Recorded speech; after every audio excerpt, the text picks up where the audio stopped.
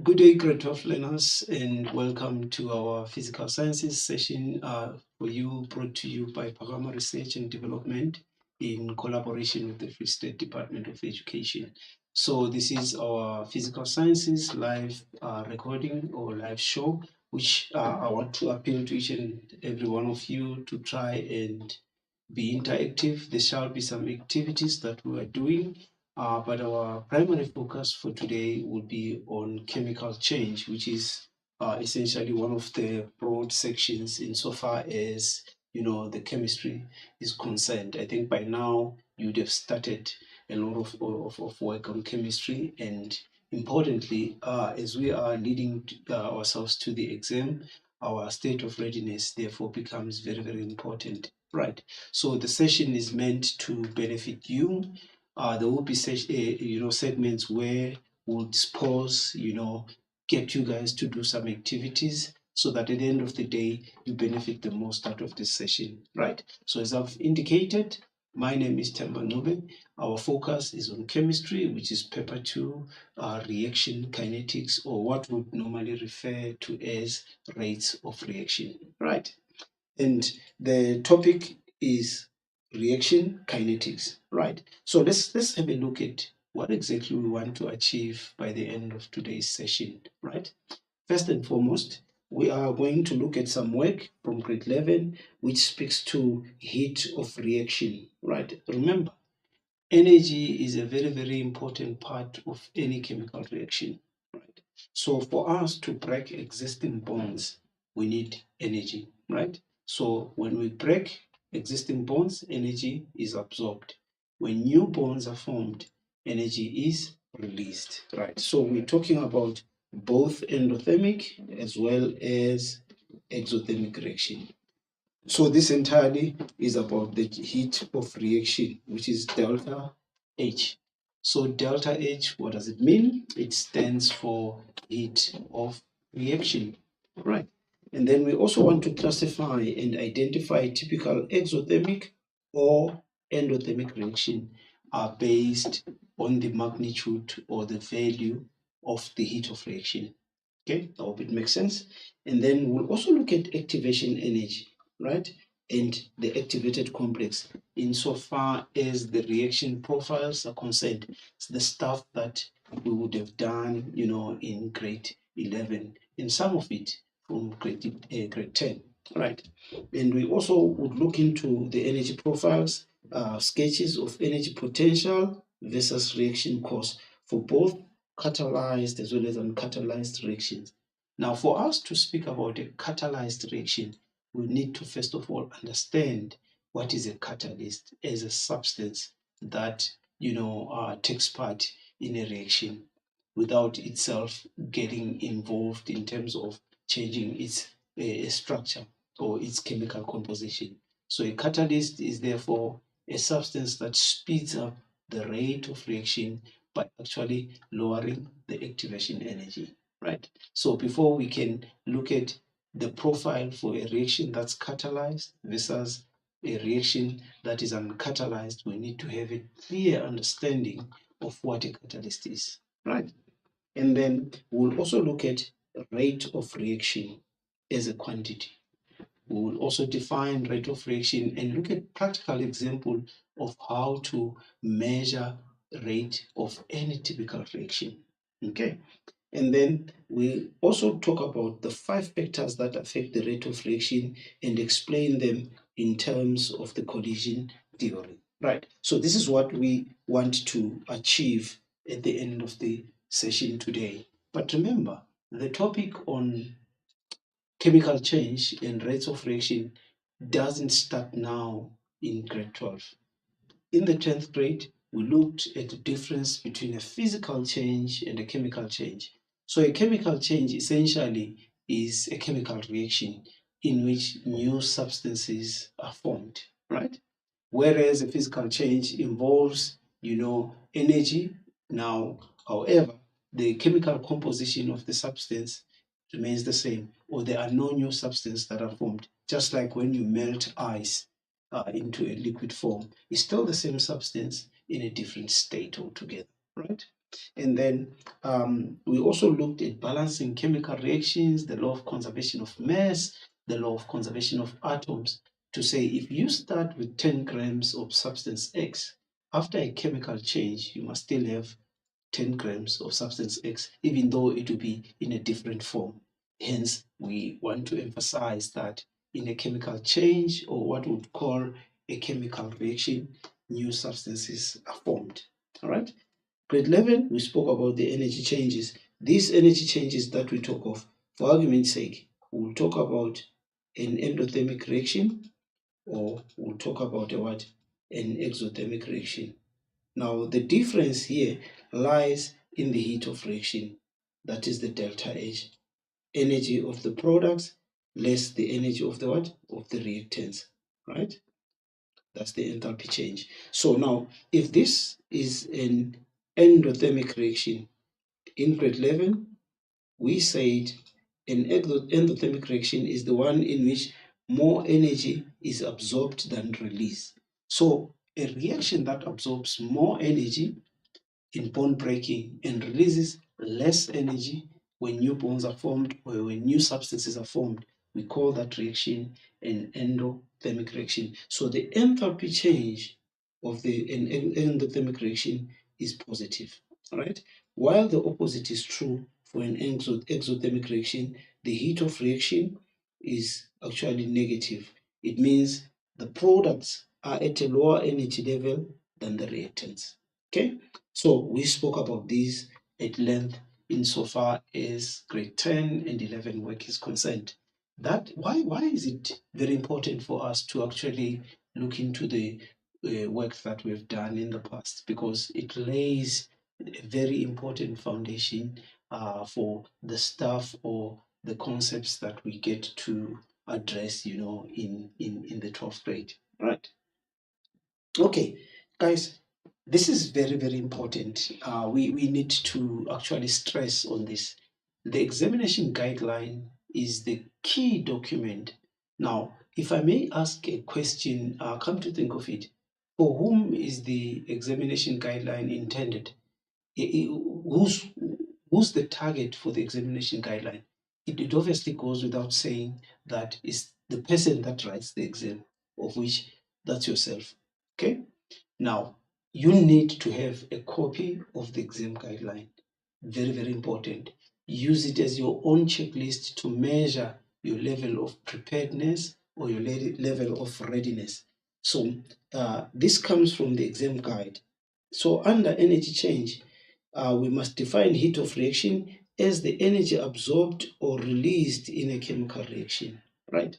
So a reaction in which more energy is absorbed than released, or a reaction that absorbs more energy, that is an endothermic reaction. Okay, so an endothermic reaction, according to the guide, is a reaction that absorbs energy, as we have shown in the profile, while an exothermic reaction is the one that releases energy. Right. Let's break that down into simple terms. When energy is absorbed in a typical reaction, it means that the products are at a lower energy level than the reactants are at a lower energy level than the products. It means, therefore, if the reaction is endothermic, more energy is absorbed. Okay, to be specific. Then the opposite is true for an exothermic reaction. What happens in an exothermic reaction? More energy is released. So in a reaction that releases energy is exothermic. Okay, and then we must be able to classify. Now, when it comes to definitions, grade 12, it's very important for us to mention that if the question says define, state, name, those are the key action verbs that you have to pay attention to. In other words, what that means, you must take into account the key or important words in the definition. In the example of exothermic, it's a reaction that releases energy. Release of energy must be somewhere in your definition, right? And then when it comes to endothermic, it means more energy must be absorbed, or a reaction that absorbs energy becomes therefore an endothermic reaction, right? So we've also briefly spoke about the enthalpy change. So the enthalpy change of a reaction is equals to energy of what? Products, okay, minus the energy of the reactants. Okay, very, very important. And then we must also speak to the concept of activation energy. Activation energy is the minimum energy required for a reaction to take place. So the term minimum energy, let's say for argument's sake, the reaction between A and B to give us AB, right, has an activation energy, say for argument's sake, of 100 joules, right? It has an activation of energy of 100 joules. What does that mean? For this reaction to take place, we need to supply this reaction with a minimum energy of 100. Anything less than 100, the reaction will never take place. So that's the minimum energy that is required. And then when we look at the reaction profile or energy profile, activated complex is the unstable transition. Okay, transition, it means change. When we are transitioning, we are in a chemical reaction, we are at a state where the reactants are being converted to products, or the reactants are almost becoming products. So we call that the unstable transition state from reactants to products. Remember, in a chemical reaction, reactants, right, are converted to what? To products.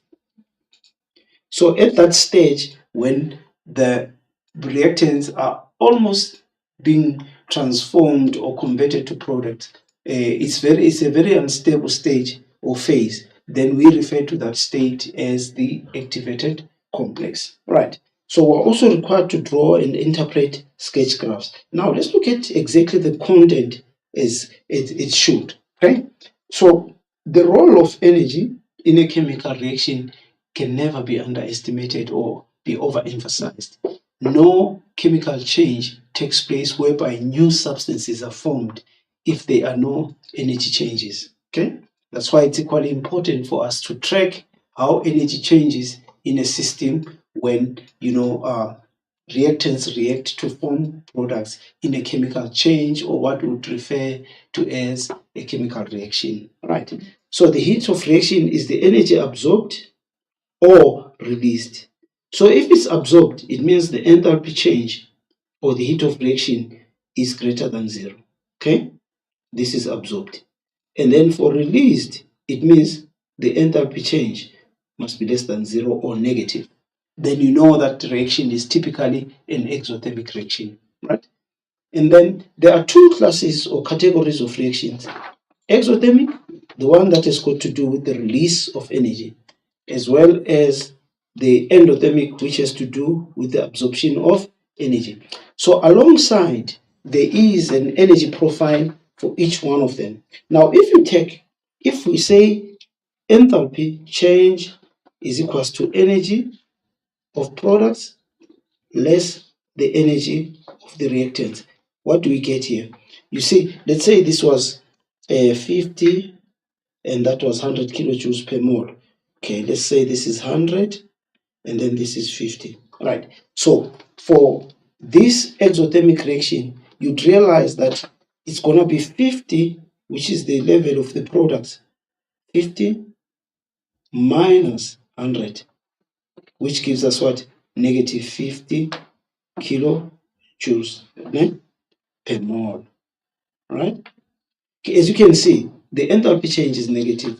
While for this one, the endothermic is going to be 100 minus 50, which is positive enthalpy change. Okay, I hope that makes sense.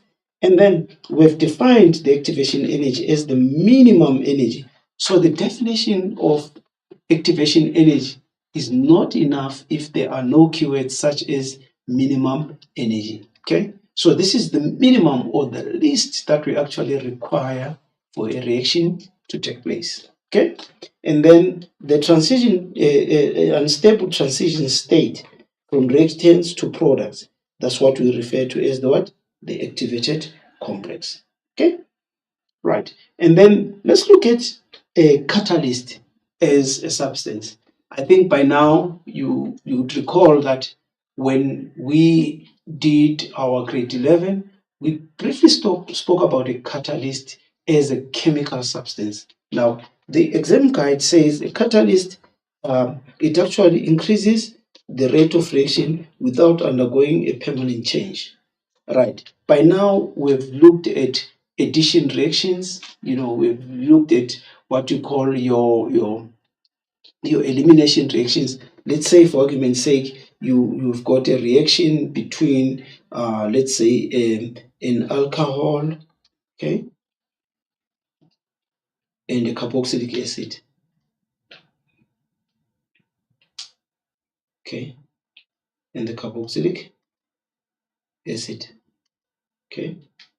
Then we've got H2SO4 alkyl, okay, which is concentrated to give us an ester and a byproduct of what? Water. Now, if you look at the role of sulfuric acid concentrated in this reaction, it serves as a catalyst. What do we mean when we say it doesn't undergo a permanent change? Before the reaction, the catalyst exists as concentrated sulfuric acid. When the reaction has reached completion, or the reaction has stopped or ended for whatever reason, the concentrated hydrochloric acid still remains in its purest form. So that simply means that the catalyst only increased the rate of reaction without it undergoing a permanent change, because it's still in the same form as it was before the reaction. Okay? So what does a catalyst do in terms of mechanism? It lowers the activation energy. Right. Now let's talk about this briefly. Let's say, for argument's sake, in this reaction, the activation energy is equals to 100 joules. Okay? It means for this reaction to take place, we need a minimum of 100 joules, nothing less than that. So if we add a catalyst, the 100 joules will be lowered, let's say, in the presence of a catalyst, the activation energy, let's call that activation energy 1, activation energy 2, let's say will be, let's say 60 joules. Now, from 100 joules to 60 joule as the minimum energy, what that simply says to us is that the minimum energy that's required for reaction to take place is now shifted from 100 joules to 60 joules. Then by so doing, we'll explain using the collision theory as to how that actually arises, right? So I want to also make you understand that whether there is a catalyst or not, the energy of the reactants and the products, they'll still be the same. They are not affected. What is affected is the activation energy. So this is the activation energy without the catalyst. This is the activation energy with the catalyst. Let's say this is 50 joules, that's 100. Let's say that's 200 joules. Okay, so and then this is, let's say, 150 joules. Okay, now you realize that what we're trying to say here is that without the catalyst, activation energy in this case was 100. From 100 to 200, it's a 100 joule interval. So we need 100 joules minimum in the absence of the catalyst. So once we add the catalyst, the new activation energy here, let's call it activation energy 2, becomes what? 50 joules. Okay, where does 50 joules come from? 150 minus 100. This is for the broken line, which represents the catalyzed pathway. However, it does not affect the energy of the product, neither does it affect the energy of the reactants. So in other words, in the presence of a catalyst or without a catalyst, the heat of reaction will not change. Okay, so the catalyst, what does it do? It lowers the activation energy and speeds up the rate of reaction. Neither does it affect the heat of reaction. That's a very, very important. So if our heat of reaction without a catalyst is minus 50, so here the enthalpy change or the heat of reaction is negative 50 joules. Okay, it means even with the catalyst, the heat of reaction will still be negative 50 joules. Okay, let's move along. Right, but then this is the key focus for today, which is rate of reaction. We are interested to see how fast are the reactants converted to products, or how fast are the reactants used, how fast are the products formed. That's rate of the reaction. But then according to the exam guideline, rate of reaction, okay, in most cases we say it's the average rate of reaction, right? Is the average is equals to change in concentration of substance per unit time. Okay, so rate of reaction, change in concentration of substance. A substance can either be a reactant or a product. So it could be that. Now, and then there are 5 factors that affect rate of reaction. I'm going to write a big 5. So as we are going into our June exam, we want to appreciate that there are only 5 factors that affect rate of reaction. Okay, and we shall interrogate each one of them at a time. Okay, the first one is nature of reactant, and this here, guys, we're talking about a solid reactant. Okay, so a solid reactant can either be in granules, okay, like coarse salt, it can either be chips, okay, like small blocks, or it can either be in what? In powdered form, which is the finest. Okay, so granules, chips, powder are different forms of state of division of a solid reactant. So nature of reactants actually refers to the solid reactant. Let's say, for argument's sake, we've got a reaction of magnesium solid plus HCl aqueous, which is hydrochloric acid, to give us what? Magnesium chloride, okay, aqueous plus hydrogen gas, okay. So this is typically a gas forming reaction, right? So magnesium is a solid. So when we talk about nature of reactant, we're talking about nature of a solid reactant which is involved as in a reaction, but it must be a reactant, not a product. So if magnesium was in granules versus magnesium that was in powdered form, what that simply means is that the powdered form of magnesium has a greater state of division or surface area. That's how you'd refer to it, right? And then concentration. Concentration, we're talking about aqueous solutions, okay? Right. Now, aqueous solution, in this case, we're talking, let's say for argument's sake, hydrochloric acid. We can have 0.1 mole per cubic decimeter, right, of hydrochloric acid, or we can have 0.2 mole per cubic decimeter, right? So this is concentration 1, that's concentration 2, right? So what we are simply saying is that if we use an acid of a higher concentration, we expect the rate of reaction to be greater equally so. But then we shall go on and look at our collision theory and see how best we can explain that. Okay, and then we've got surface area, okay, greater surface area, a faster rate of reaction, okay, and then we've got temperature, higher rate. Temperature is the average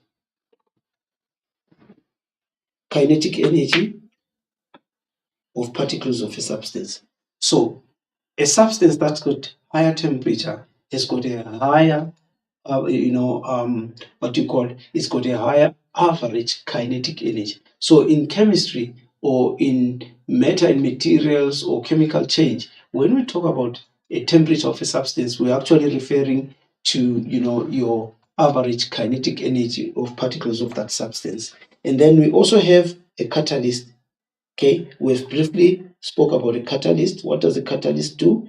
A catalyst will increase the rate of reaction without undergoing a permanent change, while it what lowers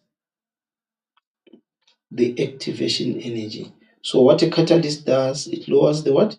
The activation energy.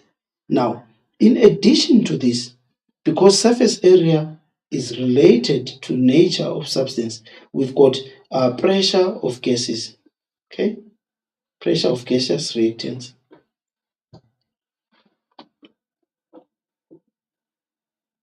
Okay, so if the reactants were in gas form, for us to get a higher rate of reaction, what do we need? We need to have, that gas being pumped at a high pressure. It will also speed the rate of reaction. Okay, so that's as far as rate of reaction is concerned, right? Now, I'm going to give you a minute for you to try this multiple choice question. It's based on rate of reaction. You can take a discussion with your peers. Then I'll give you a minute starting from now, and then we shall take a discussion. Let's get on to it. Good luck with that.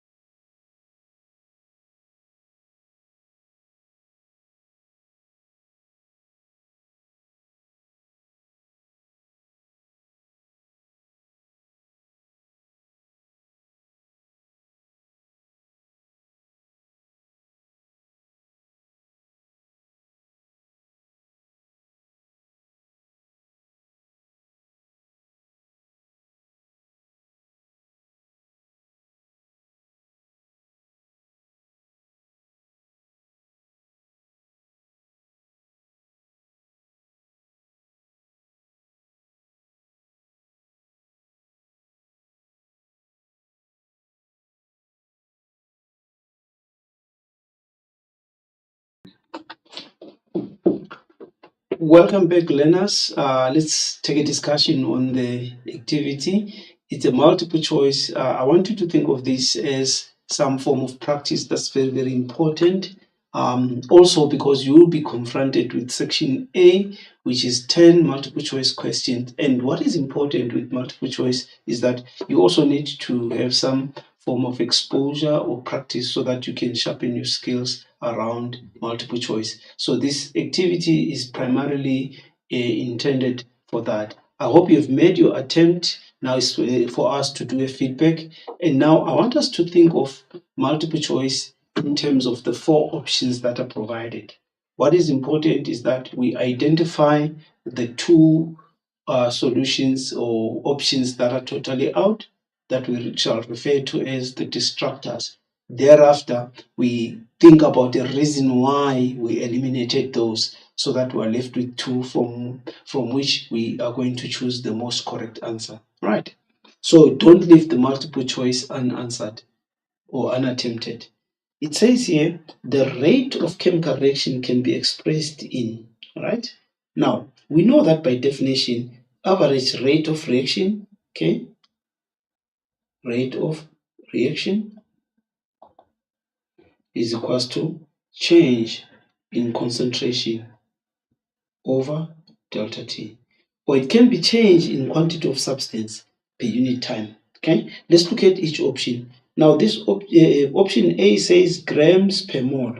So grams per mole is mass per mole, which is gram per mole. But this is not the unit of rate of reaction.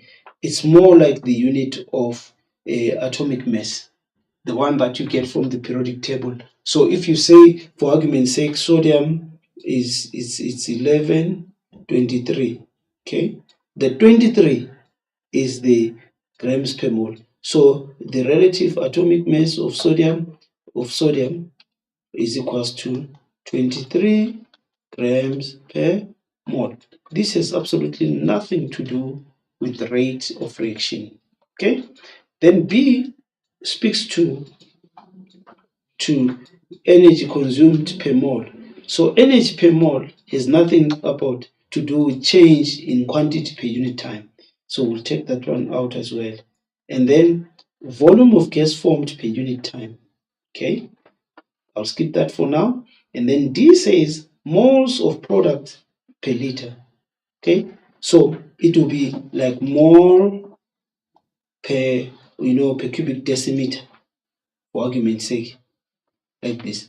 This is more like concentration of substance, not necessarily change in concentration. So if we say volume, which is equals to, let's say, cubic centimeters divided by time in seconds, which is like 10 cubic centimeters of hydrogen gas, whatever the case may be, per unit time, which is per second. So this is the most correct answer. Then we'll take out D. So with multiple choice, it's either you know or you don't. But the worst case is for you to actually leave the question unattempted. All right. So that was a straightforward one. And then we identified 5 factors that affect the rate of reaction. Number 1, we said it's temperature. Okay, the reaction at which the temperature at which the reaction takes place. So temperature, we agreed that is the average kinetic energy of particles of a substance. We also spoke about state of division. Okay,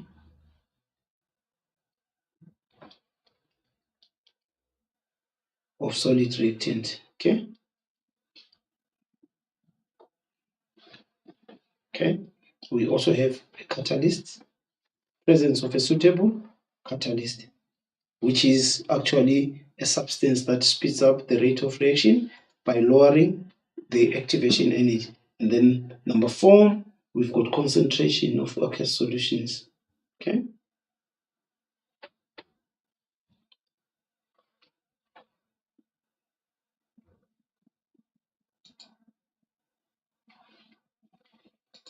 Okay. And then the last one, provided gases are involved, it's going to be pressure, okay, of gases. Okay. This is a gaseous reactant. So the big number there, or our magic number in terms of the factors, it's 5. We have listed them in no particular order. For us to better understand each of these factors, we need to be actually able to, use the collision theory to explain. I'll repeat that. We use the collision theory to explain how each of the 5 factors affect the rate of reaction. Right? We'll look at one of them at a time. But before we use the collision theory to explain, we need to know what the collision theory says. Right? Now, the collision theory explains the factors. But what does the collision theory say? It says for an effective collision to occur, so a reaction that results in products being formed, we call it an effective collision. Okay, so a collision that makes products is called an effective collision. So a reaction between A and B is an effective collision if it forms a product. And for this to occur, we must define or state the conditions under which an effective collision can actually occur. So the first one is the particles must collide with sufficient kinetic energy. The kinetic energy must be sufficient, right? So always think about the activation energy, the minimum. So if we supply the minimum, it means those particles will have more than sufficient energy for them to collide effectively and produce the product. Okay? And then they must collide in the correct orientation. So 2 very important aspects of the collision theory is sufficient kinetic energy of particles and the collision of particles in the correct orientation. All right? And then so the collision theory states that for a chemical reaction to occur, the particles must collide with one another. That's number 1. The rate of reaction depends on the frequency of effective collisions.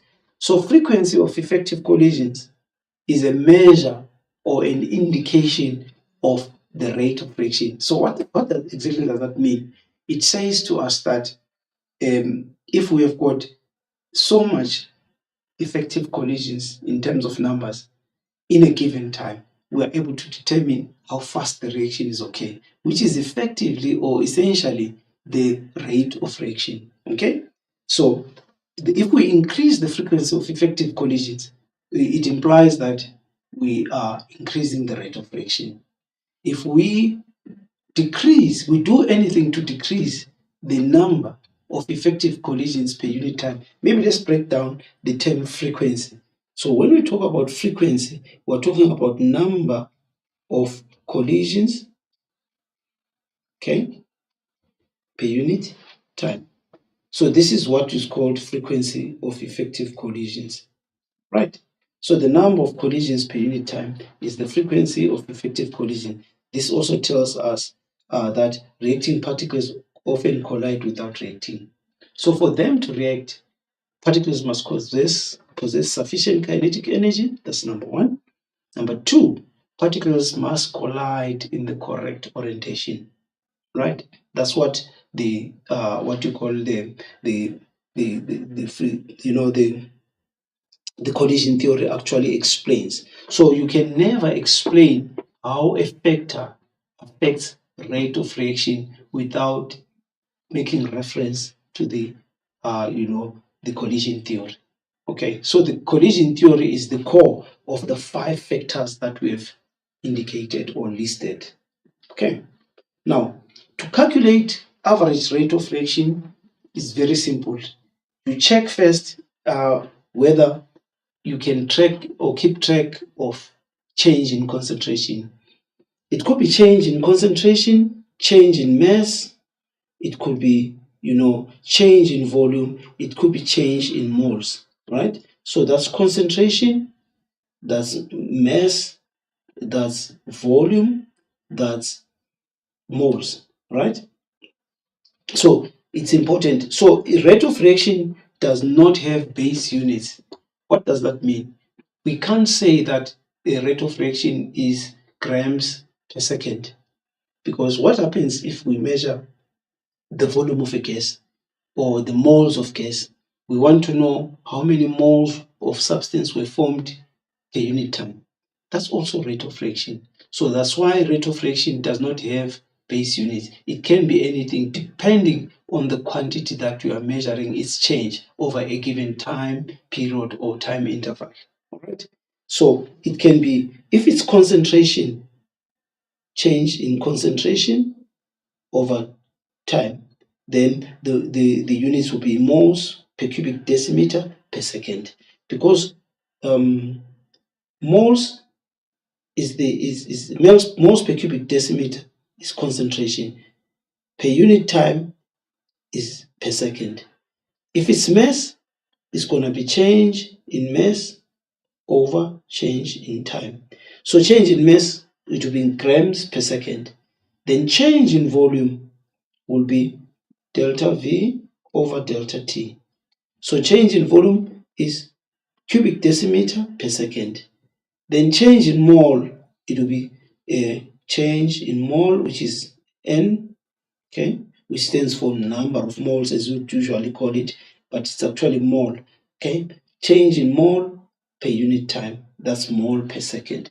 So we don't have base units when it comes to your quantity of average rate of reaction. It will entirely depend on the quantity that you're measuring, okay?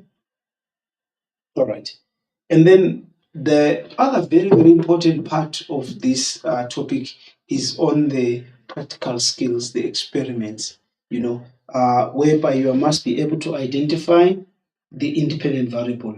So the independent variable in this case, learners, if I can go back, would be your concentration of reactant, it will be your mass of reactant or product, doesn't matter, volume of product or reactant, moles of product or reactant. So we are going to change each one of those and see how it affects the rate of reaction. So an independent variable is that which is manipulated or changed. Say for argument's sake, if I can go back to our earlier example, yes, here we are. We said concentration 1 is 0.1 moles per cubic decimeter. Concentration 2 is 0.2 moles per cubic decimeter. Now, if we are able to use a 0.1 moles per cubic decimeter acid, and in the other experiment we use twice as much the concentration, which is 0.2 or 0.2 moles per cubic decimeter, that says to us we are able to change the concentration in that experiment, meaning that concentration of that aqueous solution becomes our independent variable. Okay, very important.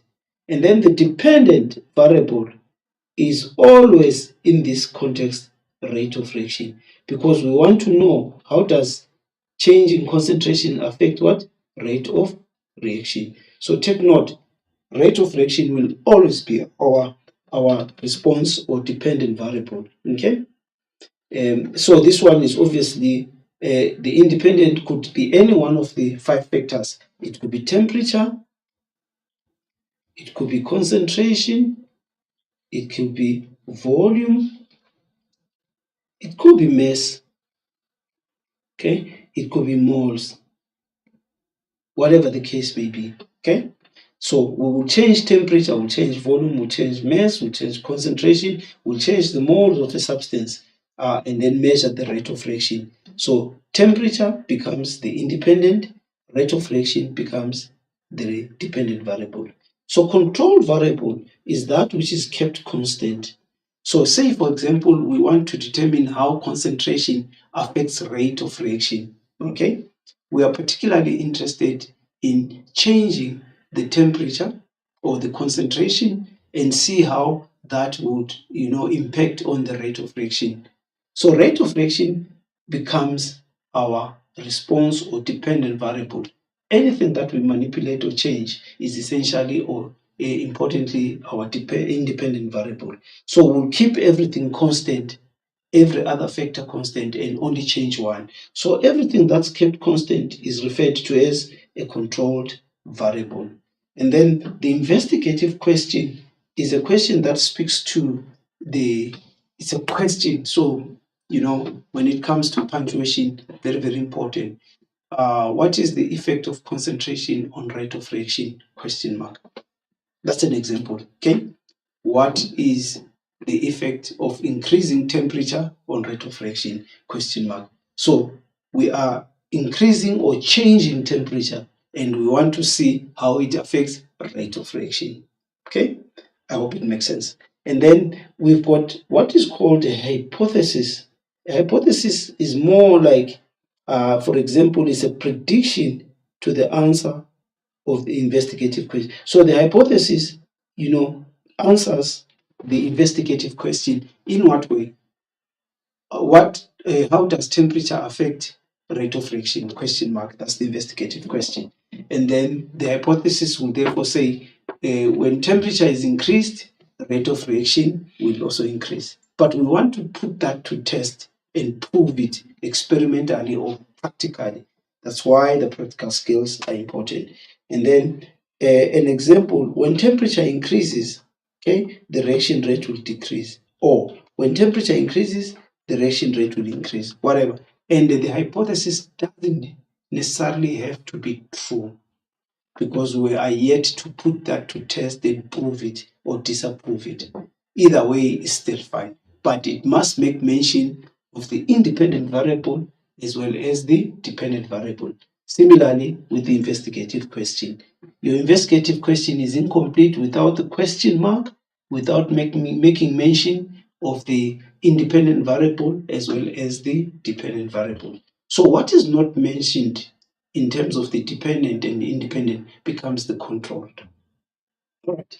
And then the conclusion, when temperature increases, the reaction rate increases. So we can draw these conclusions based on the data or the results that we actually obtained from the experiment itself. Okay. All right. Now, I want us to try this activity.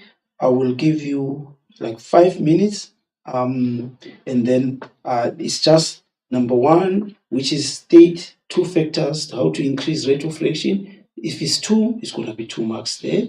And then definition 2 marks.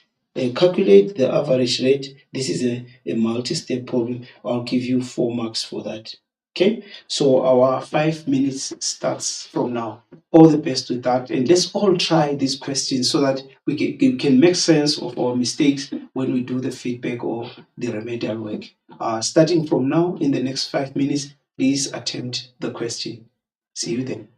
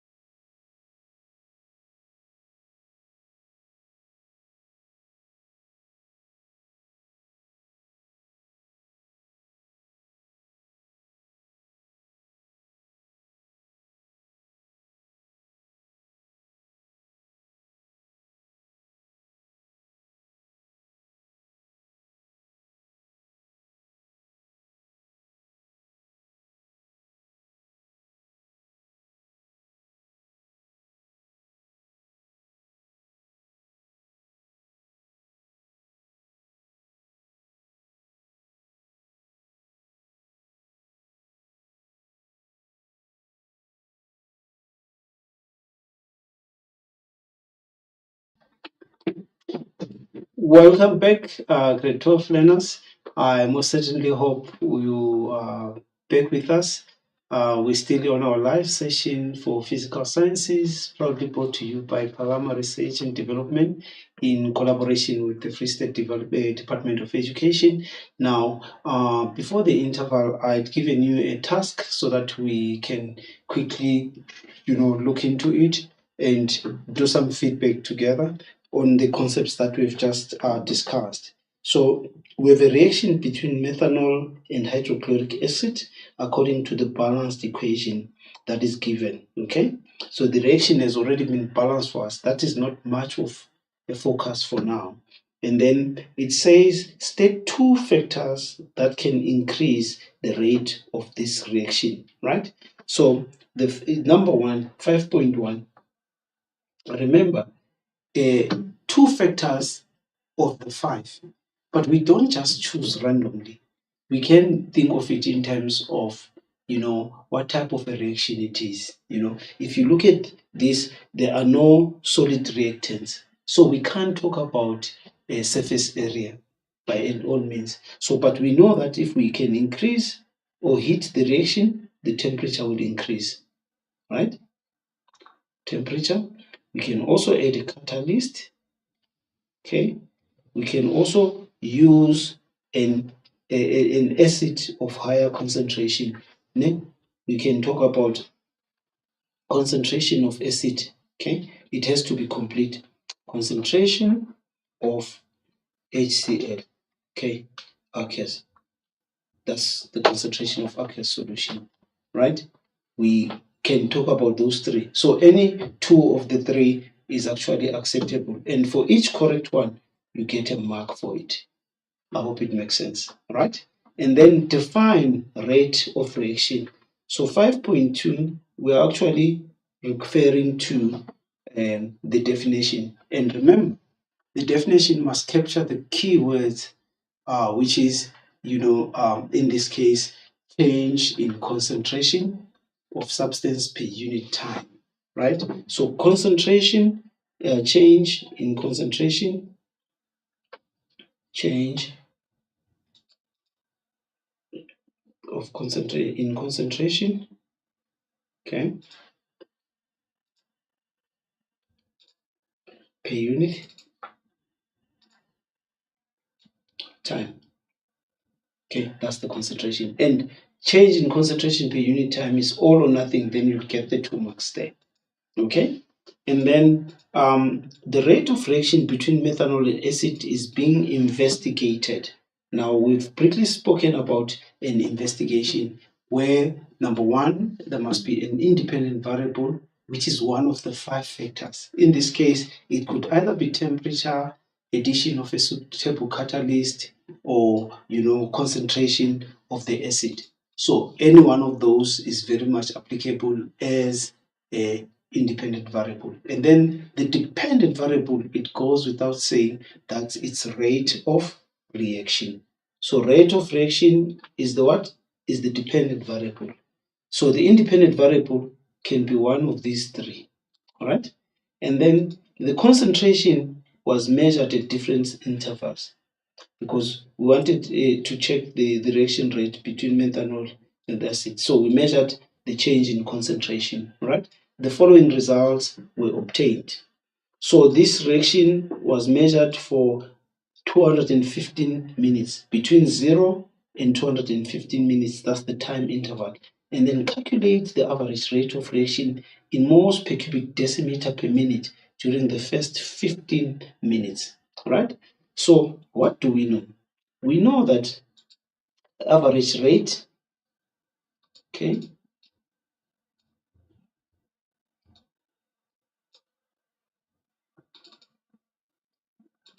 average rate of reaction is equals to change in concentration over time, right?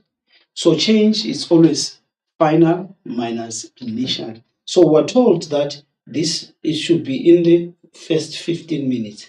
So this is between 0 and 15. So this is the change that we have. So our final concentration is 1, 45, okay, minus 1,90 divided by 15. It says in minutes. Now, what I want you to realize, learners, is that the concentration of HCl as the reaction is taking place, as the reactants are being converted to products, the concentration of hydrochloric acid decreases. That's why the final uh, concentration is lower than the initial one.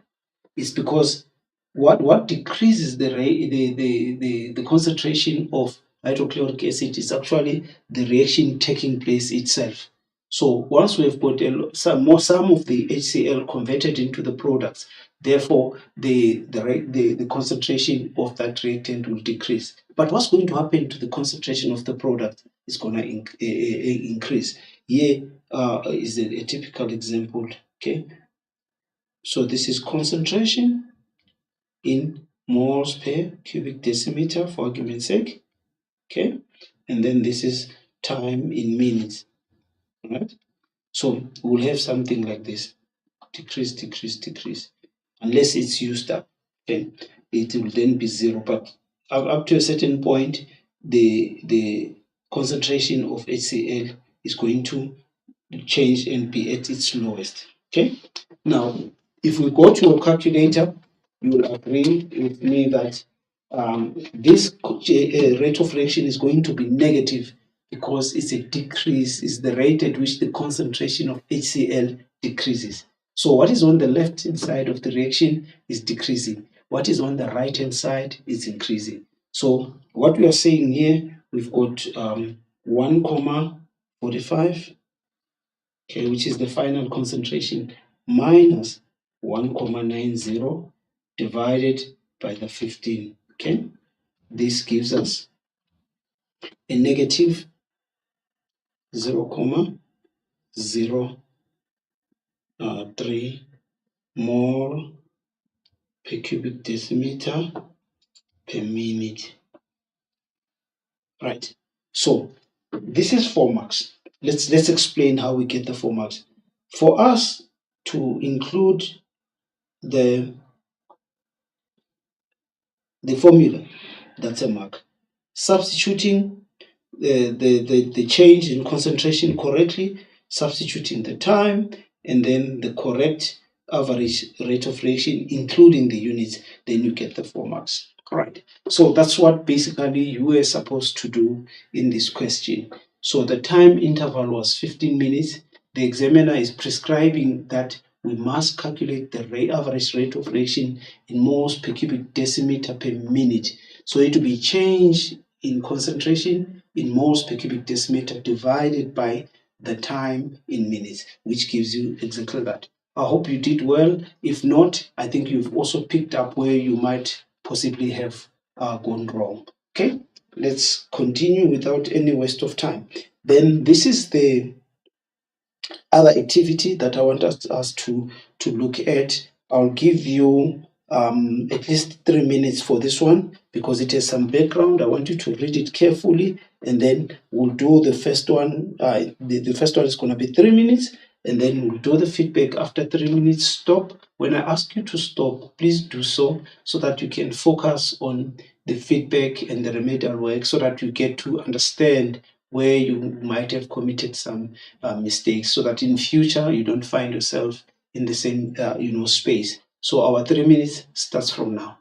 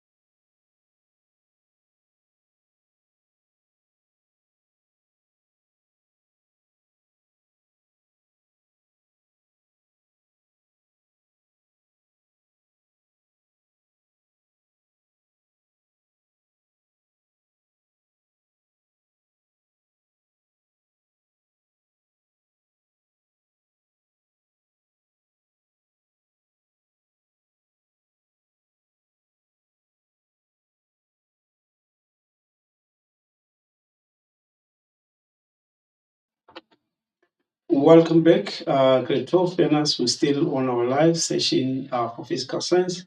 Very interactive in the sense that you've been given a time or an opportunity to actually, try some problems and then also get time to do some feedback. Now it's time for us to look at the questions.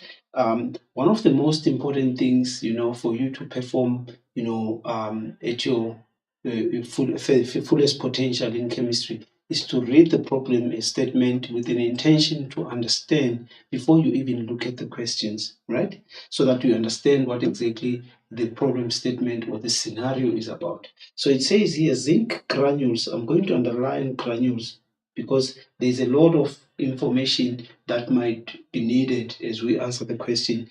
So we must actually recognize or appreciate that the state of division is that of granules for the solid reactant is added to 100 cubic centimeters of that concentration of hydrochloric acid. So we're given the concentration and the volume of acid. Okay, a solution in an Erlenmeyer flask. The equation for the reaction that takes place is as follows. This is a balanced equation of reaction. 1 mole of zinc reacts with 2 moles of the acid to give us a mole of zinc chloride and hydrogen gas. Now, what is important here? Hydrogen gas is released or formed. So this is a gas forming reaction. Okay, it's a gas forming reaction. Okay, so what is a gas forming reaction? Like the term suggests, is a reaction that actually produces a gaseous product or gives a gaseous product. In this case, it's hydrogen. And if you look at this, there are bubbles there that are formed. It means, therefore, the gas will be bubbled off that open Erlenmeyer flask. Okay, so take note of that as well. The rate of reaction is followed by measuring loss in mass of the flask and its content. Loss in mass and its contents at regular intervals after completion of the reaction. So at the stage of completion of the reaction stops because one of the reactants has been used up. And that particular reactant that gets used up is what we'll refer to as our limiting reagent. Okay, and then it is found that there's 0.2 grams, 0.12 grams of zinc that did not react. So what that says to us, there's a certain portion of zinc that was left unreacted. Okay, so it means the zinc is in excess. Okay, so the zinc that we have reacting with this amount of acid is not all of the zinc is going to react. So if zinc is in excess, what that simply means is that the other reactant is the limiting reagent because it's the one that gets used up so that the reaction reaches completion. I hope that makes sense. Now, question 2.1 says, which reactant is the limiting reagent? Check the number of marks. So you're not explaining anything there. From understanding the problem statement, you want to appreciate that zinc is in excess because there is a certain amount of zinc that remains unreacted while the hydrochloric acid gets used up. So hydrochloric acid, HCl, is our limiting reagent. So the question might say, write down the name of the limiting reagent. So if it's the name, you write hydrochloric acid. If they say, write down the formula of the substance that is a limiting reagent, then you write HCl. So pay careful attention to those keywords or those instructions, right? So the 1 mark suggests that you just name it and you go to the next question. No explanation whatsoever. So pay careful attention to the mark allocation as well. Now 2.2, give a reason for the loss in mass of the flask and its contents. So we appreciated that this is indeed a gas forming reaction and we know that the container is not closed. So as the zinc is bubbled off that solution, the mass loss occurs or there's a decrease in mass. So the graph of mass loss versus time would be like this. So this is mass loss, let's say in grams. Let's say here we've got time in seconds. So the mass loss will be like that. Okay. Why does it start from zero? When the reaction starts, how much mass of gas have we lost? Zero. So as we measure the amount of the gas that is formed or the change in the mass of the whole container due to the escaping of the gas, it means that that mass which actually gets lost increases. That's why it starts from zero. But if it was the graph of mass of the contents versus time, it would be like this. Okay, so this is mass in grams versus time in seconds, for argument's sake. So take note, mass loss is an increasing graph, while mass is a decreasing graph. We measure the change in mass from initial to completion. Mass loss, we are asking ourselves, how much have we lost when the reaction just starts? We have lost zero. So the amount of what is lost as the reaction proceeds will increase, which explains the shape of that graph. So the two graphs, they speak to the same issue of mass, but the other one is just mass and the other one is mass loss. So please pay careful attention to that as well. All right. Okay. Now, the last part of this, I just want us to take a discussion of it and just to guide you so that you can try and respond to these questions. They are based on the very same scenario of the reaction between zinc and hydrochloric acid, right? Now, I just want to take you through this. It says, sketch a graph of mass of zinc versus time for the above reaction and labeled graph P. So in other words, what we are saying is this is the graph vertical axis, that's the horizontal axis. Let's say this is time in seconds or whatever units of time, and then this is mass of zinc, okay, in grams, right? So the mass of zinc is maximum when the reaction starts, okay? We know that at the end, there is a certain amount of zinc left. So this is how the mass of zinc changes. When the reaction reaches completion, the mass of zinc, which is unreacted, remains unchanged. So remember, zinc is in excess, so the amount of zinc left will not be zero at the end of the reaction or when the reaction is actually reached completion. I hope that makes sense. So this is mass of zinc versus time. Okay, so whatever is left is what we'll put there on the vertical axis. Okay, now this is the time which it took the reaction to reach the stage of completion. Right. Now it says on the same set of axes, sketch the graph Q, which represents the same reaction at a higher temperature. Now, the moment we start mentioning temperature, we are actually talking about one of the factors that actually affect the rate of reaction. So at a higher temperature, what's supposed to happen? The reaction will take place at a higher average rate because the average kinetic energy of particles have increased.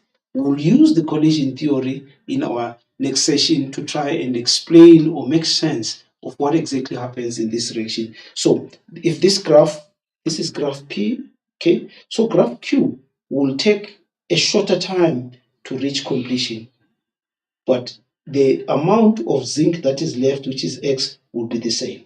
Okay, so this is more like our graph PQ. Okay, can you see that? So if this is T2, this will be our T1. So reaction graph Q reaches completion earlier. Why? Because it happens at a comparatively higher temperature. So for graph Q, the temperature, let's say the initial one was temperature 1, and then we've got temperature 2, which represents graph 2, Q. Now temperature T2 is greater than temperature T1. Why? If we increase the temperature, the average kinetic energy of particles increases. Average, so this is at a higher temperature. At a higher temperature. right? Number one, average kinetic energy of particles increases. That's number one. Number two, more particles, according to the collision theory, more particles have sufficient kinetic energy. Okay?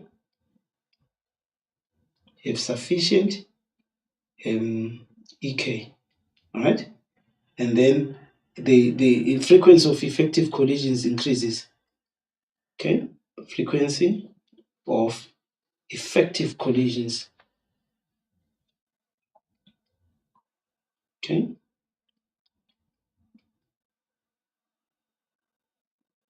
It increases. Therefore, there will be a what? High rate of reaction. Okay? There will be a high rate of reaction.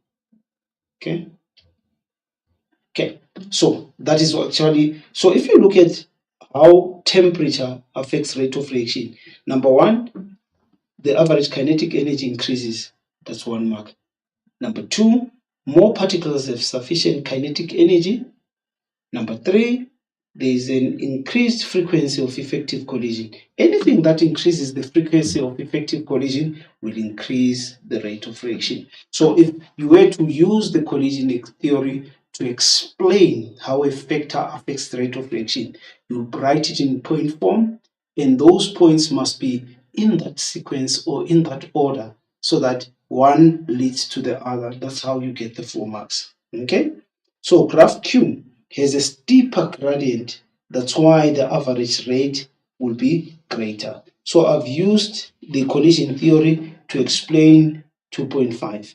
Now, due to time constraints, I would have wanted us to do the stoichiometry to calculate the mass of zinc that was initially present in the flask. Now, I want you to pay attention to this fact that 6 marks means it's a multi-step type of a problem. You have to find something first that reacted. We actually were going to use the stoichiometric ratio of zinc to hydrochloric acid because we know the moles of hydrochloric acid that reacted. Then we can get the moles of zinc. So then from those moles of zinc, we'll change those moles of zinc to mass and then add the unreacted to get the initial mass of zinc that we had at the beginning of the reaction. Now, grade 12s, I certainly hope that the discussion today, we try to take it one step at a time, easy pace, not rush things over, did some activities. We might have committed a number of mistakes, which is still fine. It's part of learning. The idea is to try, and try. So beyond this session, which was very, very interactive, I want you to go back to your practice activities, look at some work that you might have struggled in, go and revisit it so that leading to the June exam, you are able to be adequately prepared and have more confidence when it comes to this topic of rates of reaction. For myself, Themba Ncube, cheers and bye-bye. See you next time.